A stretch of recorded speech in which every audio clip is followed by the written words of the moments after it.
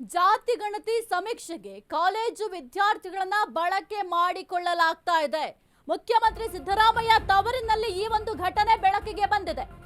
ಜಾತಿ ಗಣತಿ ಸಮೀಕ್ಷೆಗೆ ಕಾಲೇಜು ವಿದ್ಯಾರ್ಥಿಗಳನ್ನ ಬಳಕೆ ಮಾಡಿಕೊಳ್ಳಲಾಗ್ತಾ ಇದೆ. ಮುಖ್ಯಮಂತ್ರಿ ಸಿದ್ದರಾಮಯ್ಯ ತವರಲ್ಲಿ ಈ ಒಂದು ಘಟನೆ ನಡೆದಿದೆ. ದೇವರಾಜ ಅರಸು ರಸ್ತೆಯ ಸಮೀಪ ಜಾತಿ ಗಣತಿ ಸರ್ವೆಯನ್ನ ಮಾಡಲಾಗ್ತಾ ಇತ್ತು. ವಿದ್ಯಾರ್ಥಿಗಳು ಸರ್ವೆ ನಡೆಸುತ್ತಿರುವ ವಿಚಾರ ಈಗ ಬಹಿರಂಗ ಆಗಿದೆ.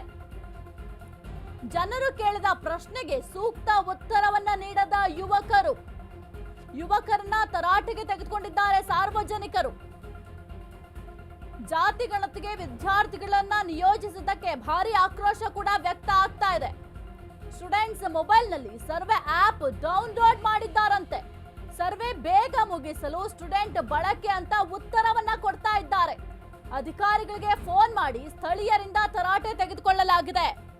ಜಾತಿ ಗಣತಿ ಸಮೀಕ್ಷೆಗೆ ಇಲ್ಲಿ ವಿದ್ಯಾರ್ಥಿಗಳನ್ನ ಬಳಕೆ ಮಾಡಿಕೊಳ್ಳಲಾಗ್ತದೆ ಎಂಬ ಆರೋಪ ಕೇಳಿ ಬಂದಿದೆ. ಹಾಗಾದ್ರೆ ಏನ್ ಉತ್ತರ ಕೊಟ್ಟಿದ್ದಾರೆ ಶಿಕ್ಷಕರು ಜನರಂತ ಕೇಳಿದಂತಹ ಪ್ರಶ್ನೆಗಳಿಗೆ?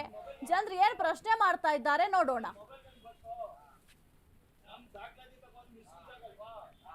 ಸ್ಟೂಡೆಂಟ್ಗಳು ಯಾಕೆ ಬಂದಿದ್ದೀರಿ? ನೀವು ಸ್ಟೂಡೆಂಟ್ ಏನ್ ಕೆಲಸ?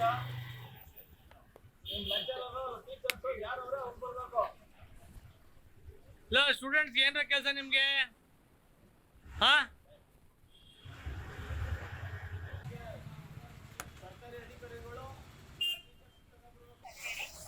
ಯಾರು ಮೇಡಮ್ ತಾವು?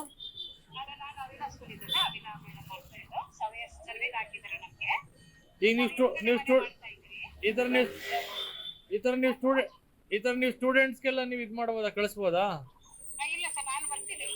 ಅಲ್ಲ ಮೇಡಮ್, ಒಂದ್ ನಿಮಿಷ ಮೇಡಮ್, ಈ ತರ ಸ್ಟೂಡೆಂಟ್ಸ್ಗೆಲ್ಲ ನೀವು ಕಳಿಸ್ಬೋದಾ ಸಮೀಕ್ಷೆಗೆ? ನೀವು ಈ ಸ್ಟೂಡೆಂಟ್ಸ್ ಒಂದ್ ನಿಮಿಷ ಮೇಡಮ್, ಸ್ಟೂಡೆಂಟ್ಸ್ ನೀವು ಕಳ್ಸೋದಕ್ಕೆ ಅವಕಾಶ ಇದೆಯಾ?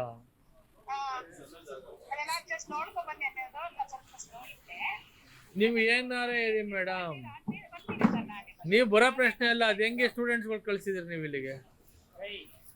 ಹಾ, ಸ್ಟೂಡೆಂಟ್ಸ್ ಹೆಂಗ್ ಕಳ್ಸಿದ್ರಿ ಮೇಡಮ್ ನೀವು? ಇವ್ರು ಏನ್ ಮಾಡ್ತಾರೆ ಮೇಡಮ್ ಸ್ಟೂಡೆಂಟ್ಸ್ಗಳು?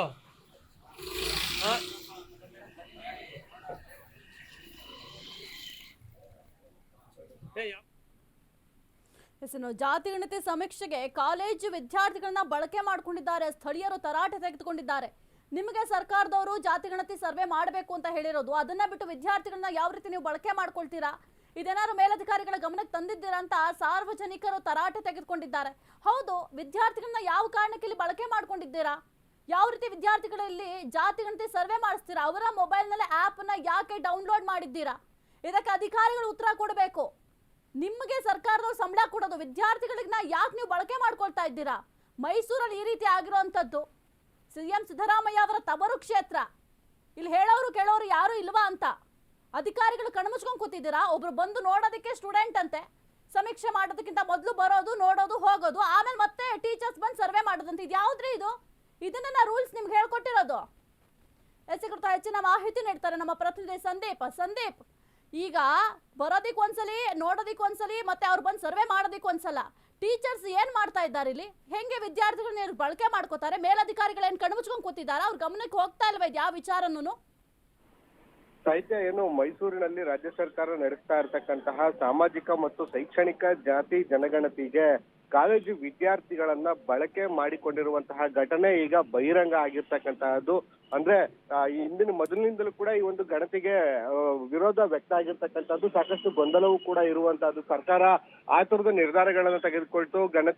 ಜಾತಿ ಗಣತಿ ಮಾಡುವಂತವರಿಗೆ ಸರಿಯಾದ ಏನು ತರಬೇತಿಯನ್ನ ಕೂಡ ಕೊಟ್ಟಿಲ್ಲ ಅನ್ನುವಂಥದ್ದು ಮೊದಲಿನಿಂದನೂ ಕೂಡ ಇರುವಂತಹ ಆರೋಪಗಳು ಮತ್ತು ಗೊಂದಲಗಳಾಗಿರ್ತಕ್ಕಂಥದ್ದು. ಇದರ ನಡುವೆ ತರಬೇತಿಯೇ ಇಲ್ಲದ ಶಿಕ್ಷಕರನ್ನ ಬಳಸ್ಕೊಳ್ಳುವುದು ಒಂದು ಕಡೆ ಆದ್ರೆ, ಆ ಶಿಕ್ಷಕರ ಅಡಿಯಲ್ಲಿ ಒಂದಷ್ಟು ವಿದ್ಯಾರ್ಥಿಗಳನ್ನ, ಕಾಲೇಜು ವಿದ್ಯಾರ್ಥಿಗಳನ್ನ ಅವರ ಮೊಬೈಲ್ಗಳಿಗೆ ಈ ಒಂದು ಜಾತಿ ಜನಗಣತಿಯನ್ನ ಮಾಡುವಂತಹ ಆಪ್ ಗಳನ್ನ ಇನ್ಸ್ಟಾಲ್ ಮಾಡಿ ಅವರ ಮುಖೇನ ಈ ಒಂದು ಗಣತಿಯನ್ನ ಮಾಡಿಸುವಂತಹ ಒಂದು ಮಾಹಿತಿ ಈಗ ಸಾರ್ವಜನಿಕರೇ ಬಹಿರಂಗ ಪಡಿಸಿರ್ತಕ್ಕಂಥದ್ದು. ಮೈಸೂರಿನ ದೇವರಾಜ ರಸ್ತೆ ಬಳಿ ಇರ್ತಕ್ಕಂಥ ದೇವರಾಜ ಕಾಲೇಜು ಅಕ್ಕಪಕ್ಕದಲ್ಲಿ ಈ ವಿದ್ಯಾರ್ಥಿಗಳು ಅಂದ್ರೆ ಮೈಸೂರಿನ ಮಹಾರಾಜ ಕಾಲೇಜು ವಿದ್ಯಾರ್ಥಿಗಳು ಜಾತಿ ಗಣತಿಯನ್ನ ಮಾಡುವಂತ ನಿಟ್ಟಿನಲ್ಲಿ ಆ ಸಾರ್ವಜನಿಕರ ಮನೆಗಳಿಗೆ ತೆರಳ್ತಾರೆ. ಆ ಸಂದರ್ಭದಲ್ಲಿ ನೀವ್ ಯಾರು, ನೀವ್ ಎಲ್ಲಿಂದ ಬಂದಿದ್ದೀರಿ, ನಿಮ್ಮ ID ಕಾರ್ಡ್ಗಳನ್ನ ಕೊಡಿ, ಜಾತಿ ಗಣತಿಯನ್ನ ಕಾಲೇಜು ವಿದ್ಯಾರ್ಥಿಗಳಾಗಿ ನೀವ್ ಯಾಕೆ ಮಾಡ್ತಾ ಇದ್ದೀರಿ, ನಿಮ್ಮನ್ನ ಕಳಿಸ್ಕೊಟ್ಟವ್ರು ಯಾರು ಅಂತ ಎನ್ನುವಂತ ನಿಟ್ಟಿನಲ್ಲಿ ಸಾಕಷ್ಟು ಪ್ರಶ್ನೆಗಳನ್ನ ಸಾರ್ವಜನಿಕರು ವಿದ್ಯಾರ್ಥಿಗಳಿಗೆ ಕೊಡ್ತಾರೆ. ವಿದ್ಯಾರ್ಥಿಗಳು ಅವರ ಪ್ರಶ್ನೆಗಳಿಗೆ ಉತ್ತರಿಸಲಾಗಿದೆ.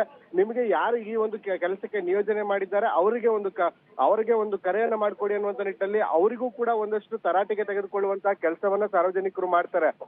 ಅಂದ್ರೆ ಸುಮಾರು ಈ ಒಂದು ಜಾತಿ ಗಣತಿಗೆ ಸಾಕಷ್ಟು ಗೊಂದಲಮಯ ಆಗಿರುವಂತಹದ್ದು. ಅಂದ್ರೆ ಸುಮಾರು 60ಕ್ಕೂ ಹೆಚ್ಚು ಪ್ರಶ್ನೆಗಳನ್ನ ಈ ಜಾತಿ ಜನಗಣತಿಯ ಒಂದು ಗಣತಿ ಸಂದರ್ಭದಲ್ಲಿ ಕೇಳಲಾಗುತ್ತೆ. ಈ ಪ್ರಶ್ನೆಗಳಲ್ಲೂ ಕೂಡ ಸಾಕಷ್ಟು ಗೊಂದಲ ಇದೆ. ಇಂಥ ಸಂದರ್ಭದಲ್ಲಿ ಇಂಥ ಕಾಲೇಜು ವಿದ್ಯಾರ್ಥಿಗಳನ್ನ ಬಳಸ್ಕೊಂಡ್ರೆ ಸಮರ್ಪಕವಾಗಿ ಗಣತಿ ಆಗುತ್ತಾ, ಈ ಒಂದು ಗಣತಿಯ ಫಲಿತಾಂಶ ಏನಾಗಿರುತ್ತೆ ಅನ್ನುವಂಥದ್ದು ಸಾರ್ವಜನಿಕರು ಈಗ ಹುಟ್ಟಾಕಿರ್ತಕ್ಕಂಥ ಪ್ರಶ್ನೆಗಳು. ಇವರ ವಿರುದ್ಧ ಏನಾದ್ರೂ ಕ್ರಮಗಳಾಗುತ್ತಾ ಅಂದ್ರೆ ಈ ವಿದ್ಯಾರ್ಥಿಗಳನ್ನ ಬಳಸ್ಕೊಂಡಂತ ಅಧಿಕಾರಿಗಳು ಅಥವಾ ಬೇರೆ ಇವರ ಶಿಕ್ಷಕರೇನಿದ್ದಾರೆ ಅವರೆಲ್ಲರಿಗೂ ಮೇಲೂ ಕ್ರಮ ಆಗುತ್ತಾ ಅನ್ನುವಂಥದ್ದು ಮುಂದಿನ ದಿನಗಳಲ್ಲಿ ಕಾದ್ ನೋಡ್ಬೇಕಾಗಿದೆ ಸಾಹಿತ್ಯ. ಓಕೆ, ಥ್ಯಾಂಕ್ ಯು ಸಂದೀಪ್ ನಿಮ್ಮೆಲ್ಲ ಮಾಹಿತಿಗಾಗಿ.